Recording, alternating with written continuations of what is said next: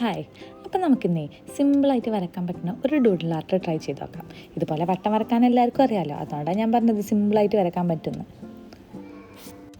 അപ്പോൾ നിങ്ങൾ വിചാരിക്കും ഇത്ര സിമ്പിളായിട്ട് വരക്കുമ്പോൾ ഔട്ട്പുട്ട് കാണാൻ ഒരു രസം ഉണ്ടാവില്ലെന്ന്. പക്ഷെ അങ്ങനെയല്ല, ഔട്ട്പുട്ട് അടിപൊളിയാണ്. നമ്മൾ ഈ വരക്കുന്ന പോലെയല്ല, ഇതിന് കുറച്ച് ടൈം എടുക്കും. എന്ന് വെച്ച് കഴിഞ്ഞാൽ നമ്മുടെ സ്ട്രെസ് ആൻസൈറ്റി ഒക്കെ ഒന്ന് കുറയുമല്ലോ. അപ്പോൾ അതിനുള്ളൊരു ടൈം എടുക്കും. നമ്മളിതിൽ മാത്രം ശ്രദ്ധിച്ചുകൊണ്ട് ചെയ്താൽ മതി.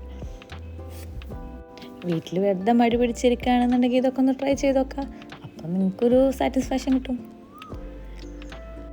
ഞാനാണെങ്കിൽ ഇതുപോലുള്ള ചിത്രങ്ങൾ വരച്ച് തുടങ്ങിയപ്പോൾ പിന്നെ ഇത് എനിക്കൊരു ഇൻട്രസ്റ്റാണ്. അതുകൊണ്ട് ഞാൻ എപ്പോഴും ഇതുപോലെ ഇങ്ങനെ വരച്ചുകൊണ്ടിരിക്കും.